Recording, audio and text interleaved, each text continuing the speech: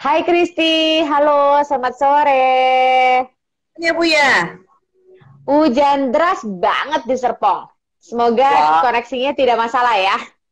asik. Semoga ya, ini lancar sih sepertinya. Kita mulai Bu ya. Oke, Oke. hai Pak Alex Ya, Tambunan. Hai hmm. Verliana. Sekalian Terima menyapa. kasih Handling yang sudah siap di IG Live ya, @Handling Mulyani. Dan terima kasih untuk Anda yang tergabung di 103.5 FM dalam streaming di www.radiocv.net. Dan Ibu Handli, Ya, sudah. Oke. Iya, hujan di sana ya. Aduh, semoga koneksinya baik ya Bu ya. ya. Semoga lancar ya percakapan kita.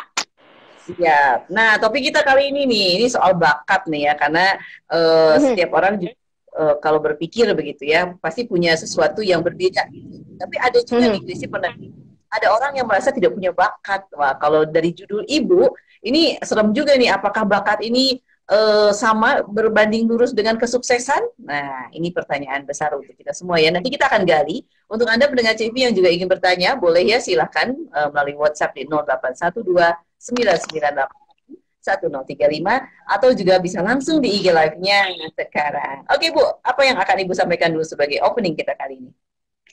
Baik, ini topik yang apa ya? Yang menarik ya kalau buat saya dan juga rasanya sih menarik buat orang tua. Kenapa saya bilang rasanya menarik buat orang tua pada umumnya? Karena orang tua banyak banget ya yang bertanya mengenai tes bakat gitu ya. Bahkan sejak anaknya usia dini gitu ya. Jadi menghubungi saya, WhatsApp saya, Bu Hanli, bisa nggak tesin bakat anak saya gitu ya. Terus kemudian saya tanya, anaknya usia berapa? Selalu saya bertanya, anaknya usia berapa? Kelas 2 SD, terus kelas umur 5 tahun gitu. Nah, rasanya buat orang tua itu menemukan bakat anak gitu ya, itu adalah sesuatu yang menarik dan banyak orang tua menganggap ini adalah sesuatu yang sangat-sangat penting untuk cepat-cepat menemukan bakat anak. Dan ketika saya tanya, uh, emang kenapa sih pengen cepat-cepat tahu, cepat-cepat melakukan gitu ya tes minat bakat? Ya supaya cepat bisa diarahkan Bu Hanli, supaya cepat difokuskan gitu ya, supaya bisa dikembangkan. Nah, ini adalah jawaban yang tersering yang saya dengar dari orang tua ya berdasarkan pengalaman saya. Nah, apakah bakat itu benar-benar sesuatu yang apa ya? Yang sesuai judul kita, apakah bakat itu yang menentukan seseorang sukses nantinya gitu ya? Apakah bakat itu berbanding lurus dengan kesuksesan? Artinya ketika kita punya bakat yang luar biasa, sangat berbakat, ya sangat mampu, artinya kita pasti akan sukses. Nah, itu yang akan kita bahas di obrolan kita di sore hari ini, Kristi. Oke, tapi sebetulnya nggak salah kan Bu kalau misalkan ya orang tua ingin mencari tahu bakat anak lebih awal. Kalau ketemunya dengan saya, kalau bertemunya dengan saya dan tim psikolog di SOA, kita pasti akan menjawab yang seragam yaitu belum perlu. Jadi belum perlu ya. Kenapa belum perlu? Karena ketika orang tua ingin menemukan bakatnya, bakat pada anaknya sejak usia dini, dengan tujuan untuk supaya cepat difokuskan, supaya cepat dikembangkan, dan itu adalah di usia TK ke bawah dan di usia SD. Nah, ini yang kita tidak suggest ya. Kenapa? Karena di usia TK, di usia SD itu area multiple intelligence itu perlu dikembangkan supaya terstimulasi dulu semuanya. Namanya juga foundation ya, sekolah dasar. Jadi apa sih multiple intelligence? Multiple intelligence ini adalah kecerdasan majemuk ya kalau misalnya dibahasakan Indonesia, dan ini yang mengemukakan teori mengenai dan menemukan teori mengenai multiple intelligence ini satu tokoh psikologi namanya Howard Gardner. Nah, kita bersyukur deh, berterima kasih dengan adanya teori multiple intelligence dari Howard Gardner, karena sejak teori itu ditemukan, orang-orang yang dianggap cerdas itu tidak hanya orang-orang yang punya kecerdasan di logical math, artinya yang hanya punya genetik seperti Albert Einstein. Apa sih itu multiple intelligence? Multiple intelligence itu jadi setiap manusia ini punya ya aspek kecerdasan ini. Cuma biasanya ada yang memang lebih menonjol ya. Ada yang lebih kuat di mana, ada yang lebih minatnya lebih kuat di mana seperti itu. apa saja, naturalis ya. Saya punya teman dekat saya dan tim psikolog di SOA juga. Saya kagum banget ya melihat anaknya, dan menurut saya anaknya ini punya kecerdasan naturalis. Jadi kalau misalnya tanaman ya sama hewan-hewan, aduh dia tuh bener-bener kayak passion banget, dan hewan dan tanaman yang di take care sama dia tuh jadinya bagus gitu ya. Nah padahal belum pernah belajar mengenai farming seperti itu. Nah ini namanya cerdas naturalis. Terus kemudian bodily kinestetik ya. Jadi anak-anak yang nggak pernah les gitu ya, hanya lihat nonton YouTube, tapi waduh ngedance-nya udah jago gitu. Terus olahraganya menonjol di sekolah ya, ini bodily kinestetik. Terus kemudian musik ya, musik. Kalau misalnya kita lihat ada anak-anak yang nggak pernah dilesin musik, hanya belajar dari tutorial di YouTube gitu. Tapi dia bisa memainkan banyak alat musik ya. Ini kita bilang dia punya area bakat ya di area musik. Lalu logic math ya, gini kita semua rasanya tahu ya. Lalu interpersonal, menjalin hubungan dengan orang lain. Ada intrapersonal ya, cerdas mengelola dirinya sendiri. Biasanya orang yang cerdas intrapersonal itu biasanya juga bagus interpersonalnya. Tapi orang yang bagus interpersonalnya itu belum tentu bagus intrapersonalnya ya. Lalu terus kemudian linguistik kalau kita lihat mungkin salah satu contohnya kayak Najwa Shihab kali ya, punya area di linguistik kekuatan dan kecerdasan. Spasial ya, orang-orang yang jago mendesain 3D gitu ya. Nah ini adalah multiple intelligence. Jadi kalau untuk anak-anak di usia TK, untuk anak-anak di usia SD, meskipun misalnya dia ada bakat nih, misalnya kayaknya ada bakat loh sebenarnya dia di misalnya musik, dia ada bakat loh misalnya di logic math gitu ya, dia ada bakat. Tapi kita tetap perlu kembangkan dulu, stimulasi semuanya. Jangan, aduh ini anak bakatnya di art, di performing art, dan di music ya, dan di drawing, pokoknya art area. Sehingga artnya yang dikembangkan, difokuskan. Nah, kita kan nggak pengen anak-anak yang nanti jago kuat ya, artnya berkembang, tapi logiknya parah misalnya, ya kan, logiknya lemah. Lalu kita juga nggak pengen kan, wah ini anak kuat di logic math ya, di numbers, working with numbers, wah itu dikuatin, diles-lesin semua yang berhubungan dengan numbers ya, dengan angka, dengan hitungan, dengan math. Tapi interpersonalnya, intrapersonalnya tidak berkembang dengan baik, kan kita nggak mau. Jadi di usia TK, usia SD, kita kembangkan dulu semuanya, kita stimulasi semuanya. Dan alasan yang kedua, orang yang punya bakat di area tertentu, itu belum tentu dia punya minat di area yang sama. Jadi kalau misalnya kita suka dengar tes minat bakat, itu kan digabung ya, tes minat bakat, tes minat bakat. Seringkali orang-orang yang nggak ngerti berpikir bahwa kalau punya bakat, pasti punya minat, atau punya minat pasti punya bakat. Jadi seakan-akan itu adalah dua hal yang sama, padahal itu bukan dua hal yang sama. Nah, saya nanti akan sharingkan 3 rumusan mengenai minat dan bakat. Sampai sini dulu, Kristi. Oke. Ibu tadi sampaikan mengenai intrapersonal dan interpersonal. Boleh dibedakan apa? Jadi kalau intrapersonal adalah orang yang cakap ya, mengelola dirinya. Jadi memanage dirinya, meregulasi dirinya, meregulasi emosinya, seperti itu. Mungkin kalau kita mau cari contoh-contoh tokoh dunia yang intrapersonalnya bagus tuh kayak siapa ya? Mother Teresa, Gandhi gitu kali ya. Kalau kita mau pakai tokoh-tokoh dunia ya. Lalu interpersonal itu ya yang berinteraksi dengan orang, menjalin relasi dengan orang, itu baik. Kita kan lihat ya, ada anak-anak nih, meskipun masih kecil, contohnya anak saya yang kedua ya, kalau menurut saya, dia punya kekuatan alami di interpersonal, ya, di interpersonal. Jadi misalnya, kalau misalnya ada orang datang ke rumah, nah ini anaknya. Datang. Ada. Kebetulan ya. Maaf ya, aduh inilah working from home ya, siaran from home. Intermezzo sedikit tadi.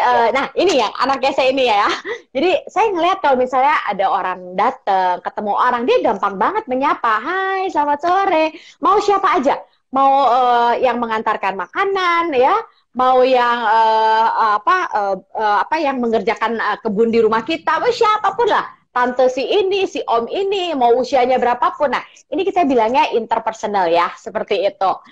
Tapi orang yang interpersonalnya baik belum tentu intrapersonalnya baik ya. Tapi biasanya orang yang intrapersonalnya baik, biasanya interpersonalnya juga baik. Nah, Bu, apakah setiap anak itu punya satu saja yang dominan atau bisa campur-campur nih, Bu? Oh, bisa nggak cuma satu. Saya jarang menemukan orang yang cuma punya satu ya, cuma punya satu minat, cuma punya satu bakat, jarang. Ada nggak ada ya, tapi jarang. Oke. Nah, kenapa minat dan bakat itu berbeda, Bu? Apa deskripsinya nih, Bu? Ya, jadi kalau kita bakat itu kita suka bilangnya kalau secara religius ya it's given by God gitu ya. Pemberian Tuhan atau secara alami, natural gitu ya, kayak ada sejak lahir seperti itu. Contoh ya, anak yang punya bakat gambar ya, meskipun dia belum pernah les gambar, pokoknya ini si anak satu sama anak dua, anak tiga. Anak satu nih bakat gambar. Di sekolah yang sama, guru gambarnya sama. Tapi tarikan garisnya itu bisa membuat dia tuh membuat gambar yang bagus banget gitu ya. Dan tidak ada apa ya, effort seperti les sama ya, tiga-tiganya nggak ada les gitu ya.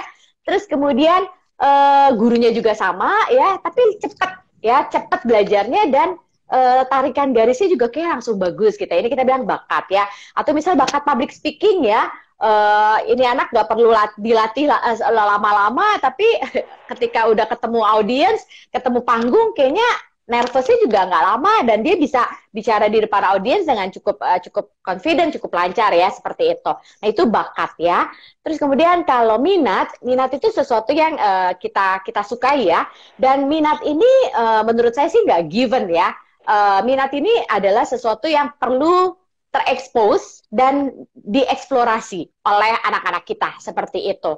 Dan jarang sekali, saya kan sudah melakukan konseling studi dan karir ke 1.480-an remaja ya, saya genapin aja 1.500 ya. Itu jarang saya temukan orang punya minat dan bakat itu cuma satu ya, jarang. Pada umumnya punya beberapa, seperti itu. Nah, kalau misalkan seorang anak ada di lingkungan, misalkan mamanya dokter, papanya dokter, kemudian anaknya ingin menjadi dokter, misalkan begitu, Bu. Ini mungkin bukan skill, tapi apakah ini ada pengaruh dari orang tua, begitu, yang membentuk anak ini? Ya, nah ini menarik ya. Kan minat itu kan sesuatu yang perlu terekspos ya. Ada orang tuanya dokter, akhirnya dia jadi terinspirasi dan dia suka dan dia pengen jadi dokter. Tapi ada anak yang meskipun orang tuanya dokter, orang tuanya men-encourage dia untuk menjadi dokter, yang nggak pengen juga jadi dokter. Bisa nggak begitu? Ya bisa. Itulah menariknya manusia. Very interesting lah manusia itu. Jadi sebetulnya orang tua pada saat anak ini memang lahir, kemudian sudah mulai mengenal begitu ya, Bu ya, jangan langsung difokuskan kepada satu minat tertentu yang mungkin kita lihat, oh ini anaknya sukanya di sini gitu ya. Tapi dicoba ya, Bu ya. Semua area dicoba. Sampai usia berapa nih, Bu, sebetulnya idealnya? Mungkin di kelas 8 ya, 9 udah mulai pelan-pelan bisa kita gali lebih dalam, find out, discover lebih jauh dan lebih mulai difokuskan. Silakan seperti itu. Tapi tidak dari usia SD maupun apalagi usia balita, usia TK ke bawah, seperti itu. Nah, tadi kan saya bilang ada 3 rumusan ya, Kristi. Ini menurut saya loh ya teman-teman, berdasarkan pengalaman saya menemukan ada orang tuh punya bakat dan punya minat di area yang sama. Ada nggak seperti ini? Ada ya. Dia punya bakat di musik, dia juga punya minat di musik. Ya, ada nggak? Ada. Tapi kalau nggak punya faktor X, dia nggak bakat dan minatnya juga tidak akan menjadi prestasi. Nah, ini tidak akan menjadi keterampilan, tidak akan menjadi prestasi atau kesuksesan. Ini yang akan kita bahas lebih lanjut, teman-teman ya, pendengar CV. Lalu ada orang yang punya bakat, tapi belum tentu dia punya minat di area bakat itu. Saya kasih contoh ya. Saya pernah bertemu dengan seorang anak kelas 9, wanita perempuan, dia sekolah di IB kurikulum, di Cambridge kurikulum. dan dia ngambil streaming yang full science ya. Dan dia masuk di kelas akselerasi ya, kelas akselerasi. Jadi kelas akselerasi, terus kemudian full science, dan nilai full science-nya itu E plus gitu ya, kata mamanya.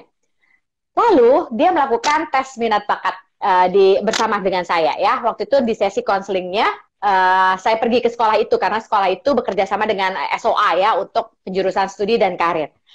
Di hasil tes minat bakatnya tidak ada minat sama sekali yang kuat di area science, baik engineering, baik math, baik biologi, chemistry. Mamanya bilang gini, Bu Hali, untung ya kita melakukan assessment ini ya saat ini. Karena kalau enggak, kita mah udah mikirnya anak ini kalau enggak engineering, dokter, scientist gitu.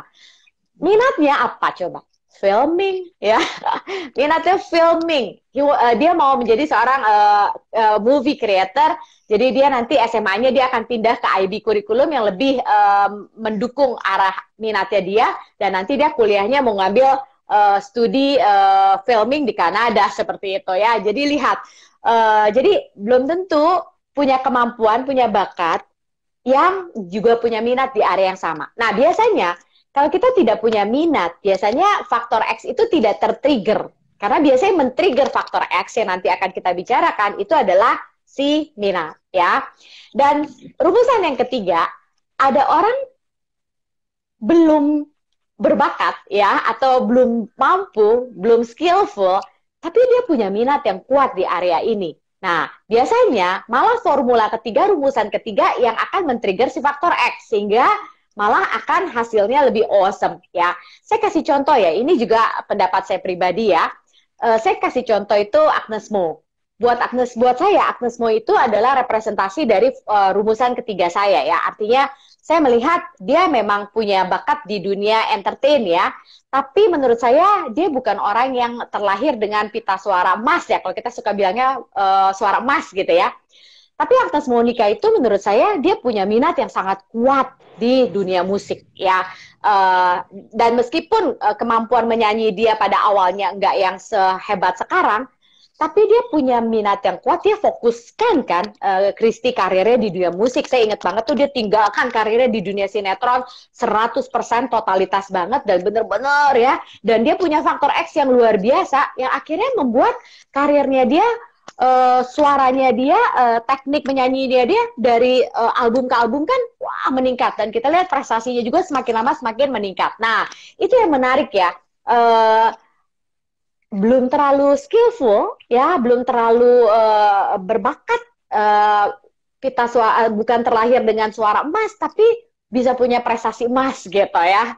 Nah, apa yang membuat kita bisa punya prestasi emas meskipun belum lahir dengan bakat emas seperti itu? Tapi untuk kita mungkin sudah cukup terlambat kali ya Bu ya, karena usianya sudah memasuki ini ya. Mungkin adakah pemahaman seperti itu Bu? Oh, nanti kapan kita akan ngomong mengenai brain plasticity ya. Penelitian terakhir yang dilakukan oleh para neuroscientist ya dalam dekade terakhir ini menemukan teori bahwa otak kita itu plastis. Sampai kapan? Sampai akhir hayat. Jadi kalau misalnya kita dulu berpikir bahwa oh kalau udah umur 30-an, apalagi 40-an, apalagi 50-an udah stuck lah, udah nggak bisa belajar sesuatu yang baru, udah stuck lah, yang muda-muda ada yang masih kecil. Enggak loh, ternyata otak kita itu bisa dilatih, dikembangkan, bisa bertumbuh sampai akhir hayat gitu. Jadi kalau misalnya saya nih belum jago masak gitu ya, saya mau mulai latihan masak. Bisa nggak nanti saya skillful dalam memasak meskipun sekarang saya udah usia 40-an? Bisa gitu ya. Yang penting saya punya faktor X nanti yang akan kita bicarakan seperti itu. Tapi memang puncak plastisitas otak manusia itu pertama ya, yang sangat plastisnya itu di 3 tahun pertama kehidupan. Itu sejak di kandungan. Lalu puncak plastisitas otak manusia berikutnya sampai usia 6 tahun ya, makanya kita bilang golden age ya, golden period. Sampai nanti remaja ya, dan kemudian tetap plastis tapi tidak seplastis di usia-usia yang tadi saya sebutkan. Seperti itu teman-teman pendengar Jemmy. Ya, ada pertanyaan dari Visiono F Bali, katanya minat itu bisa berubah-berubah enggak? Maksudnya tes minat itu apakah akurat untuk tes saja atau bisa terentang? Ya, ini pertanyaan yang menarik sekali ya. Baik, saya jelaskan ya. Ini based on my pengalaman lagi ya, yang tadi ya dengan hampir 1.500 remaja. Jadi saya ada menemukan orang itu punya minat yang sangat fokus, sangat spesifik ya. Dari kecil ya itu aja sama ya. Tapi ini jarang. Ada orang yang punya minatnya banyak ya, banyak senengnya. Ini juga jarang ya. In average, orang itu punya beberapa minat, sekitar 3-5 minat. Oke. Nah, bisa nggak berubah? Kenapa kalau di SOA kita menerima tes minat bakat itu paling cepat kelas 8, itu pun kalau sudah dibutuhkan untuk streaming, menentukan streaming subjek di sekolah. Tapi kalau misalnya belum urgent dibutuhkan, kita minta delay ya sampai kelas 9 atau kelas 10. Biasanya kalau anak-anak kurikulum nasional kelas 9 tuh ya. Nah, kenapa? Karena minat itu tadi perlu dieksplorasi, dan ketika dia usianya sudah di kelas 9, kelas 10 ya, itu sudah punya lebih kematangan untuk membuat prioritas dari minat-minat dia yang ada, seperti itu. Ya bukan arti kita menolak apa ya? Menolak rezeki, menolak klien gitu ya. Biasanya kalau kelas 6, kelas 7 kita masih bilang nanti deh delay aja ya 2 tahun lagi gitu. Seperti itu. Karena alasannya tadi. Nah, ada minat yang bisa diparalelkan. Oke, arti contoh, saya kasih contoh ya. Misalnya saya pengen jadi dokter, saya juga pengen jadi penyanyi. Nah, ini sebenarnya 2 minat yang bisa diparalelkan. Kita bisa menjadi seorang dokter yang juga penyanyi. Jadi kalau di zaman saya tuh ada psikolog yang juga pemain sinetron ya, Desi Ratnasari ya, artis yang juga psikolog gitu ya. Dan itu kita nemukan banyak ya di Indonesia ya. Nah, itu menurut saya minat yang bisa diparalelkan. Jadi meskipun kita punya beberapa minat, pemahaman yang keliru selama ini orang-orang adalah temukan minat kamu dan kayaknya itu cuma satu. Yang lainnya kayak udah nggak usah dipikirin lagi. Enggak, ada minat-minat yang bisa diparalelkan. Lalu ada minat-minat yang bahkan bisa disinergikan. Contoh kayak saya ya, saya suka minat psikologi. Saya punya minat di pendidikan yang sangat tinggi, saya juga punya minat di area bisnis. Meskipun minat bisnis saya tidak setinggi pendidikan dan psikologi saya. Nah, mendirikan Sahabat Orang Tua dan Anak dan mendirikan sekolah dengan nama School of Child, ini adalah sinergi dari ketiga minat saya, psikologi, pendidikan, dan bisnis, seperti itu. Tapi memang ada minat-minat yang perlu kita pilih ya. Contoh, kita pengen jadi lawyer atau kita pengen jadi aero engineer ya. Nah, rasanya ini kan minat yang susah untuk diparalelkan maupun untuk disinergikan. So, we have to choose ya. Selebihnya ya bisa kita jadikan sebagai hobi, seperti itu. Kalau dilakukan tes minat bakatnya itu sudah di usia-usia matang, itu biasanya nggak akan berubah total, tapi biasanya ada pergeseran prioritas. Atau tadi, oh ini aku mau sinergikan nih Tante, ini aku mau paralelkan nih, seperti itu. Tapi kalau masih usianya SD, kayak anak saya ya, waktu kelas 5 SD, Mama, aku tuh belum tahu lo mau jadi apa. Aku hitung-hitung kayaknya aku udah ganti 9 cita-cita katanya. So it's okay, masih kelas 5 SD gitu. Jadi kita nggak usah panik. Banyak orang tua panik loh, Kristi. Anaknya belum tahu nih, padahal itu masih di SD. So tenang aja, santuy ya teman-teman pendengar CFV. Ya, oke. Pak Alex kemudian bertanya, apakah bakat interpersonal sama dengan kecerdasan interpersonal?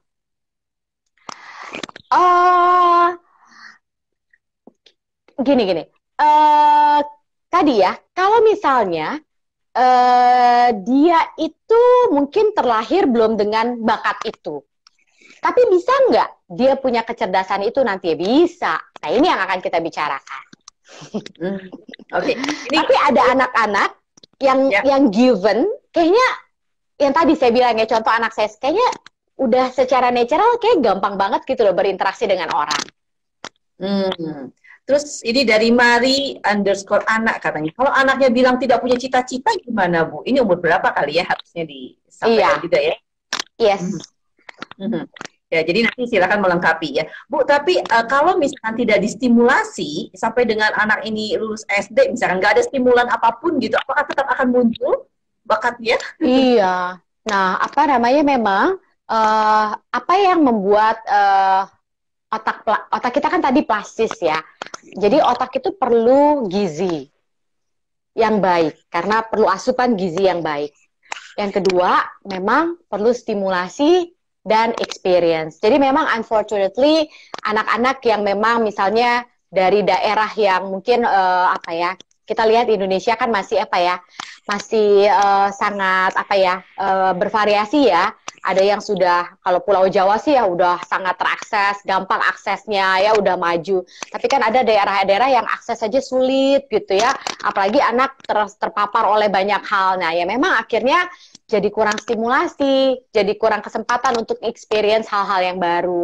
Pasti nanti akan berbeda sih.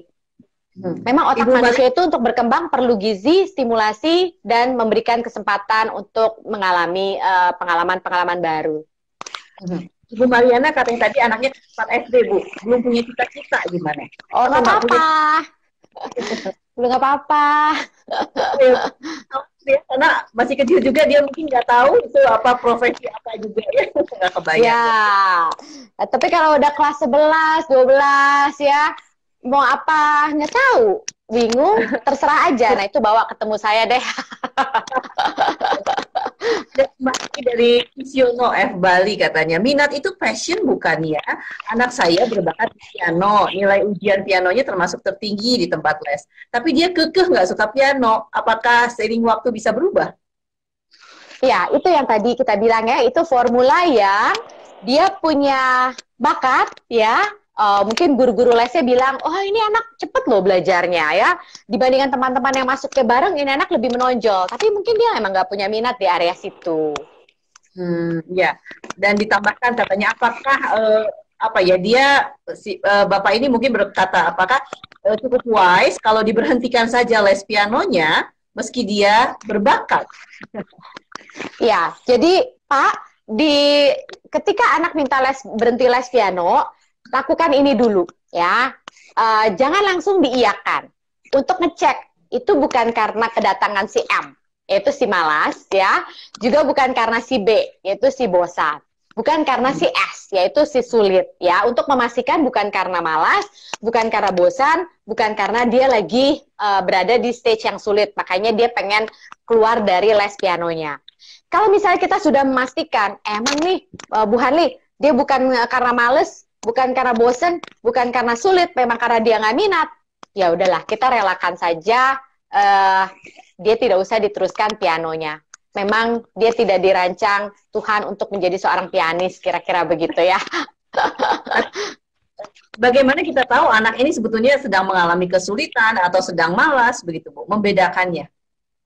Biasanya apa ya, periodik ya, maksudnya kalau misalnya malas kan, dulunya tuh ya, dulunya nggak gini, sekarang kok begini gitu ya. Jadi, tapi kalau misalnya ya, contoh saya sendiri ya, itu dulu saya dilesin organ, itu mas saya konsisten deh, organ saya tuh berdebu.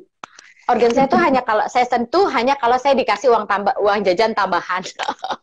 Tapi mama saya memang memaksakan karena yang pengen bisa main organ tuh sebenarnya dia. Tapi karena saya anak perempuan satu-satunya, jadi sayalah yang dilesin organ, kira-kira gitu. Oke. Nah ini Ibu Kirena Reikin bertanya, bagaimana melihat bakat atau minat anak? Kalau anaknya masih yang tadi saya bilang ya,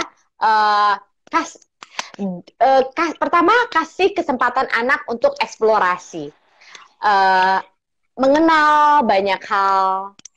Kalau memang setelah dia mengenal, dia pengen coba, kalau memang kita bisa mensupport, memfasilitasi, ya kita berikan kesempatan dia untuk coba, ya. Dan kalau dia udah coba, juga bukan karena malas, karena bosan, karena sulit, dia akhirnya nggak mau meneruskan, ya nggak apa-apa.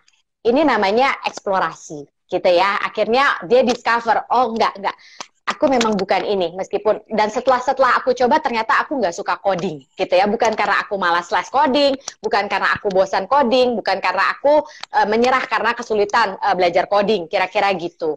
Itu memberikan kesempatan anak untuk mengenal banyak hal, memberikan kesempatan dia untuk mencoba kalau memang kita bisa memfasilitasi seperti itu. Dan ada rumusan doa plus D ya. Kalau anaknya masih kecil, D itu dengarkan. Biasanya kan kalau anak menyukai sesuatu, dia kan akan bercerita mengenai apa yang dia suka, ya kan? D. O-nya itu observasi. Kita lihat ya, kalau bisa anak suka sesuatu kan biasanya kita nggak suruh-suruh, kita nggak paksa-paksa, dia jalan sendiri, nyari sendiri kan, melakukan sendiri, atau dia minta, ya itu O. A-nya kita akhirnya akui, oh ya memang anak ini bukan piano nih ya. Oh, anak ini memang ternyata benar-benar ini nih ya, art nih. Oh, ini anak ini coding nih gitu ya. Akui ya.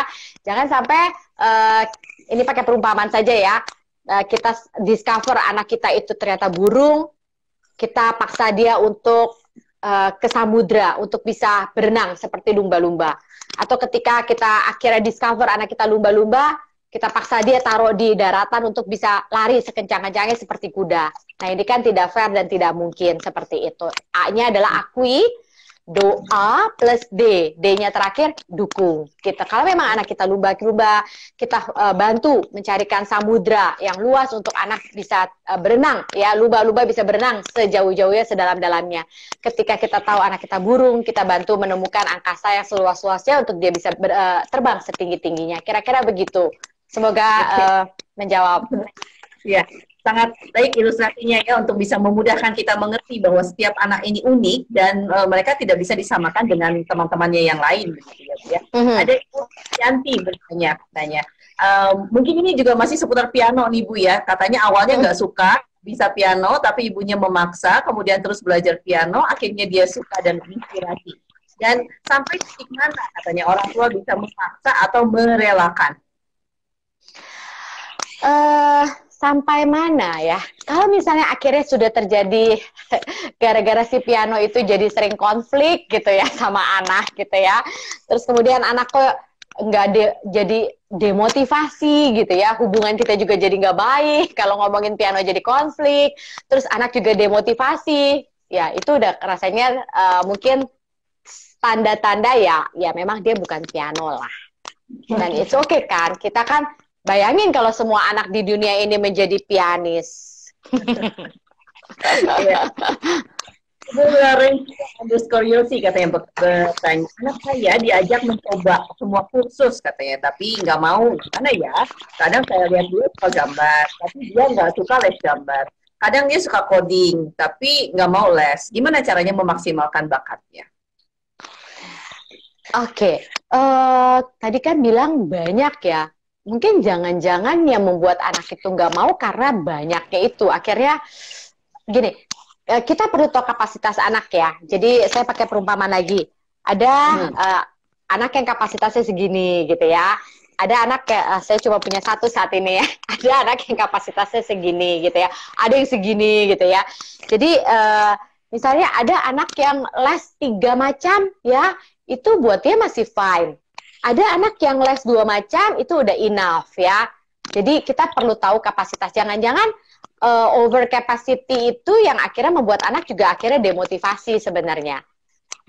Jadi kalau misalnya memberikan kesempatan anak untuk explore, meskipun kita mampu gitu ya, mensupport, ya perlu cicil-cicil ya. Atau satu dulu, dia udah nyaman, baru nambah 1 gitu ya. Oke, disambung nih Bu, dari Ibu Lorenzia, katanya dia sebetulnya memang nggak mau les sama sekali, mungkin karena nggak rela waktu mainnya berkurang. Umur berapa ya? Nah, boleh ditambahin. Boleh ditambahkan sih. Kalau dari Visiono katanya, anaknya apakah memang anak ada masa-masa mudi atau pemalas gitu Bu? Umur sekitar 10, ya pasti. 11. Ada ya? Menurut saya sih di semua umur, si males pasti datang, si bosan pasti datang, si merasa sulit, tantangan itu pasti datang. So, semakin besar usia kita semakin perlu bisa meregulasi si malas, meregulasi si bosan, meregulasi si sulit. Jadi bukan mereka yang meregulasi kita. Oke. Ibu Lorenzia katanya 9 tahun tadi Bu, anaknya yang nggak mau les, karena mungkin kebanyakan kali ya. Jenis-jenis yang harus diikuti. Iya, kalau saya sih, saya 9 tahun itu berarti kan kelas berapa ya? Kelas 2 SD kali ya. Kelas 2 SD sekitar gitu ya, 2-3 SD ya. sebenarnya ini juga bukan waktu yang maksudnya sudah sangat, waduh, dia belum les tambahan nih di luar sekolah gitu ya. Bisa mulai dari misalnya mengambil ekskul yang ada di sekolah, kan jadi rasanya kayak nggak ngeles tambahan, tapi ini ekskul di sekolah, ya itu bisa disiasati dengan begitu. Diajak ngomong, bisa diajak konseling mengenai supaya dia merasa secure bahwa mainnya itu akan tetap ada, ya. Dan bukan dan kalaupun dia nggak misalnya nggak eksplorasi sesuatu, bukan berarti di jam itu dia boleh main gitu. Oke, ya ini kalau soal anak ini sebetulnya memang orang tua pasti ya punya banyak pertanyaan karena kan kita nggak belajar nih Bu. Kalau Ibu kan belajar mengerti, memahami ya tentang anak dan punya tes minat bakat begitu ya. Jadi kalau ada di antara Anda yang ingin coba tahu anaknya tuh berbakat di mana begitu, tapi harus di atas usia SD ya Bu ya. Dan itu bisa online ya Bu ya. Oh ya, jadi kalau di SOA itu bisa online pengetesannya karena kita pakai tools dari Amerika dan saya salah satu certified consultantnya di Indonesia dengan background psikolog anak remaja dan pendidikan, dan konselingnya pun bisa online tapi juga bisa offline. Oke. Dalam kondisi pandemi seperti sekarang ini nih Bu, 1 tahun kan anak-anak di rumah begitu ya. Kalau ada yang minatnya bermain olahraga atau kinestetik seperti itu kan itu pasti terpendam gitu. Gimana caranya nih Bu? Ya, kalau misalnya memang anak ini jadi yang saya pernah konseling ya, anak ini memang suka soccer, dan anak ini sudah memang mau melanjutkan sekolah bola di Inggris ya. Nah, pandemi kan, jadi dia hire personal coach untuk soccernya, itu yang bisa dilakukan. Dan dia ya latihan sendiri soccernya setiap hari ya dia latihan sendiri. Karena kan ini situasi yang memang unexpected ya, tapi ya memang kita ya we need apa ya untuk adaptasi dulu lah saat ini yang bisa kita lakukan maksimal. Nah, tapi ini Bu, kalau berbicara soal profesi nih Bu ya, kalau kayak soccer gitu, kadang kan orang tua tuh tidak berpikir bahwa menjadi olahragawan itu sebuah profesi yang memang dalam tanda petik ya, kalau orientasi ingin mendapatkan uang begitu ya, itu gimana nih Bu, memberikan pemahaman kepada orang tua? Pertama, kita perlu sadari kalau di tes minat bakat di tempat kami, itu bahkan kita melihat sampai ke value. Lingkungan kerja yang disukai seseorang, life value, sama work outcomes value. Work outcomes value itu maksudnya, apa sih standar kesuksesan, standar kepuasan, standar achievement ya dari hasil kerja. Gak semua orang value work outcomes-nya itu making money. Ada yang prestasi, recognition, seperti itu. Jadi, kalau misalnya kita orang tua, value work outcomes kita adalah yang pertama making money, belum tentu anak itu, ya. Jadi, belum tentu ukuran sukses, ukuran satisfaction, dan ukuran kebahagiaan antara orang tua dan anak itu sama, seperti itu. Itu kita perlu ngobrol ya, perlu tahu juga mengenai value kita, value anak-anak kita seperti itu. Dan kalau misalnya semua orang tua tidak rela dan tidak berani gitu ya untuk mencoba anaknya di area-area seperti atlet ya, performing art, nanti nggak ada atlet sama sekali dong untuk di Indonesia, di dunia ini. Jadi biasanya kalau saya menemukan anak-anak yang minatnya seperti itu ya, ini win-winnya. Kalau memang anaknya strong will, ya dia passionnya kuat dan dia strong will, kasih kesempatan. Tapi ada timeline, ya. Sampai waktu berapa lama kamu tidak ada progress di area itu, so you have to quit, ya. Dan kamu move di area lainnya yang mau kamu. Jadi memang ada harga yang perlu dibayar, yaitu waktu. Ya, waktu untuk, dan menurut saya nggak apa-apa. Kalau saya loh ya. Ya, ya. Nah, kalau setelah dites begitu, Bu, udah ketahuan nih bakatnya apa, minatnya apa. Ketika bakat dan minat ini cukup klop gitu, sinkron, itu sebetulnya kan nggak akan pusing nih orang tuanya. Tapi kalau tidak, itu bagaimana sebetulnya? Mana yang harus dipilih? Nah, kita bahas yang bagian paling penting ya. Yang tadi saya bilang faktor X, faktor X. Jadi, banyak orang yang distracted by talent. Distracted by talent tuh merasa bahwa saya sangat berbakat, saya sangat mampu, saya jago, akhirnya nggak latihan, nggak berusaha gitu ya, karena wah udah hebat, udah jago, udah talented gitu. Juga ada orang yang merasa tidak berbakat atau belum punya bakat, meskipun dia punya minat, dia juga akhirnya nggak mau mencoba, nggak mau latihan, nggak mau berusaha, nggak mau berjuang. Akhirnya nggak jadi apa-apa juga. Nah, saya akan menyampaikan 3 tokoh ya. Yang pertama itu Angela Duckworth. Dia menulis buku judulnya Grit. Ya, saya suka sekali buku ini. Dan di bukunya itu dibilang kita seringkali distracted by talent. Nah, Angela Duckworth mengatakan begini, talent harus dikali effort, usaha, itu baru jadi skill. Jadi talent harus dikali effort dulu, baru jadi skill. Dan skill harus dikali effort lagi, baru jadi prestasi atau keberhasilan. Jadi as much as talent counts, effort counts twice. Jadi yang menentukan orang itu sukses dan bahagia, ini ya summary dari buku Grit, itu adalah ketika orang menyukai, punya passion, ya, dan daya juang. So as much as talent counts, effort counts twice. Talent harus dikali effort baru jadi skill, skill dikali effort baru jadi prestasi. Jadi kalau kita punya bakat, ya, dan kita nggak ada effort, ya nggak akan jadi skill, nggak akan jadi prestasi, seperti itu, oke? Lalu yang kedua, itu Michael Howell. Michael Howell menulis dalam buku yang menarik, judulnya The Genius Explained.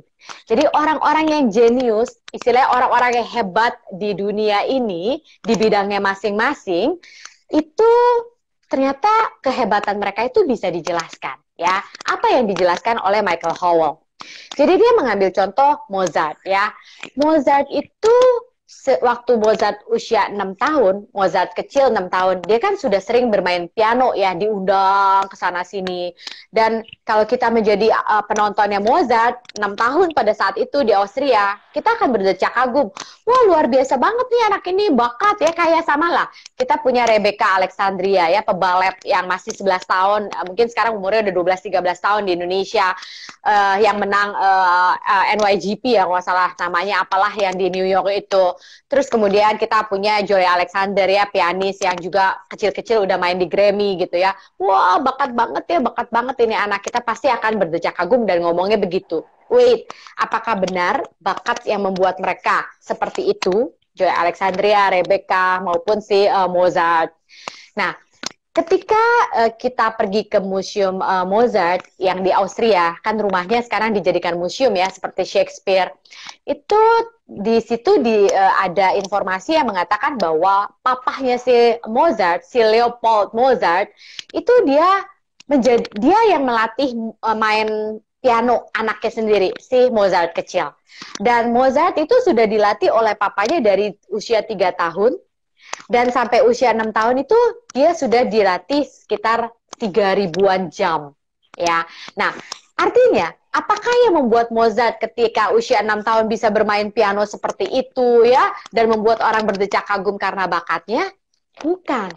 Bukan bakatnya, tapi 3.500, 3.000-an jam latihan oleh papanya si Leopold Mozart yang membuat Mozart 6 tahun bisa perform piano seperti itu. So, bukan talentnya, ya. Kalau nggak ada papanya yang melatih dia, Mozart 6 tahun nggak akan bisa perform musik piano seperti dia pada saat itu 6 tahun. Oke, 2 tokoh. 3, ini si Malcolm Gladwell. Malcolm Gladwell itu menulis buku judulnya The Outliers. Dan dia terkenal dengan The Magic 10,000 Hours. Artinya, kalau kita ingin menjadi great, ya, great itu apa ya?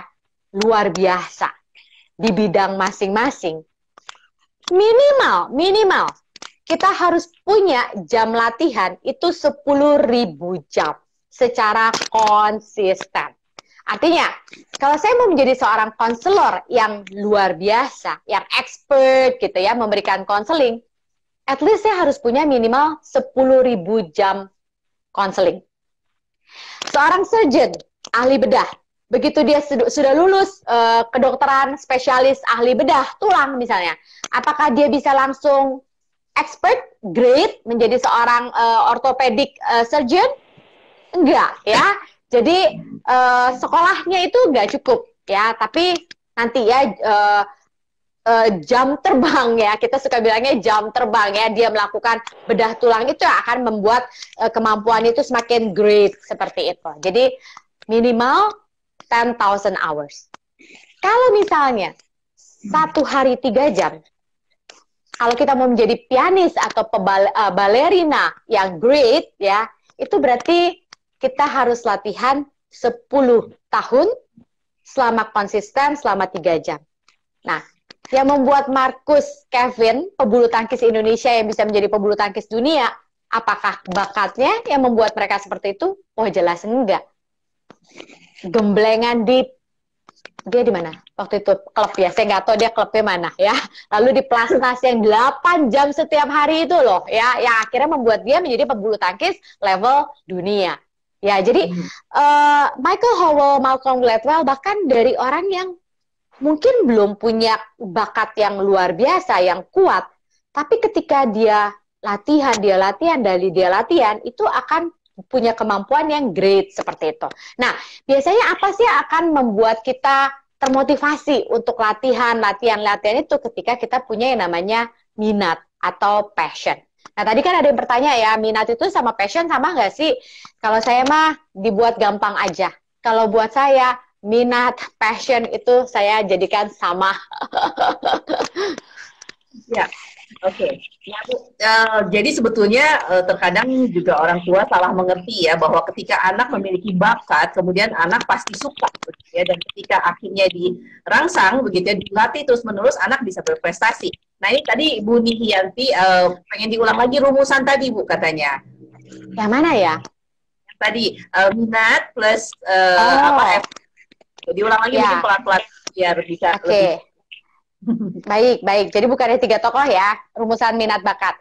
Jadi orang ada yang punya bakat dan punya minat di area yang sama. Oke, contoh saya punya bakat saya punya bakat misalnya menyanyi, musik, dan saya juga punya minat di area menyanyi musik. Tapi ada orang yang punya bakat, belum tentu punya minat di area situ. Orang-orang mungkin akan bilang, Hanli, kamu tuh main musiknya bagus loh, nggak cuma piano, kamu tuh pegang instrumen apa aja, alat musik apa aja, baru megang, baru latihan, udah bisa gitu ya, otodidak ya, cuma perlu belajar sedikit. Nyanyi kamu juga bagus loh, sense of ritme kamu, sense of nada ya, bagus banget.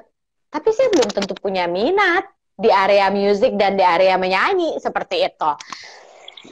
Dan yang ketiga, ada orang yang belum berbakat atau kemampuannya masih nggak menonjol, tapi dia punya minat di area itu.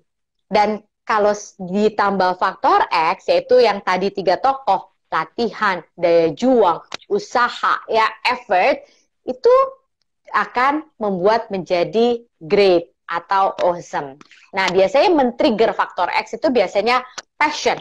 Karena ketika kita menyukai sesuatu yang kita kerjakan, ketika kita menyukai sesuatu yang kita pelajari, itu biasanya malesnya jadi berkurang. Bukannya nggak ada, berkurang. Kenapa ya? Karena kita suka. Ketika kita menyukai apa yang kita kerjakan, kita pelajari, biasanya bosannya jadi berkurang. Bukannya nggak ada loh, berkurang. Kenapa? Karena kita suka. Ketika kita menghadapi kesulitan, ketika kita menyukai, kita jadi lebih tertarik sih untuk mengatasinya. Kenapa? Ya karena kita suka. Makanya Angela Duckworth bilang, orang bisa sukses, tapi belum tentu merasa bahagia. Atau belum tentu merasa meaningful atau fulfill, ya, mendapatkan fulfillment dalam kehidupannya. Tapi orang yang berhasil, yang sukses, dan juga bahagia, meaningful, fulfillment, ketika dia berprestasi, ya, punya daya juang, dan dia punya passion seperti itu. Nah, berarti Bu, kita sudah tahu ya bahwa bakat itu tidak selalu menjamin kesuksesan ya, karena ada effort yang harus dilakukan dan twice bahkan ya, effort ini 2 kali lebih daripada bakat. Betul. Makanya banyak orang juga, Kristi, Anak-anak ini hasil tes IQ-nya bagus loh Bu Harley. Superior ya, IQ-nya 132 misalnya. Tapi kok nggak tertampil sebagai prestasi di sekolah? Ya karena itu punya bakat ya, IQ superior belum tentu itu akan menjadi prestasi kalau nggak ada usaha, nggak ada latihan, nggak ada belajar, nggak ada daya juang seperti itu. Nah, Bu, untuk misalkan ya anak yang sudah dalam tanda petik terlambat nih Bu, ya terlambat karena masuk satu jurusan yang tidak tepat atau tidak sesuai gitu dengan apa yang dia sukai dan juga dari bakatnya. Gimana nih Bu? Gini, kalau anak ini saya loh. Kalau anak ini masih di semester 1, semester 2, ya, semester 3, masih awal. Kalau memang akhirnya dia tahu bahwa dia bukan di sini dan dia tahu sebenarnya dia pengen apa, saya akan izinkan dia untuk pindah jurusan. Ya, kan ada SKS yang bisa ditransfer. Artinya ketika kita sudah sampai di misalnya kita sudah ada di tol Trans Jawa dan kita tahu tujuan kita tuh bukan ke Surabaya, tapi tujuan kita ke Medan yang harusnya kita lewat tol Trans Sumatera.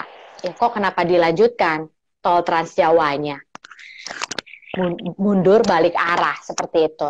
Tapi kalau misalnya udah di semester 6, 7 gitu ya, biasanya sih saya akan encourage untuk selesaikan dulu. Selesaikan dulu, udah tanggung, udah di ujung. Nanti kamu next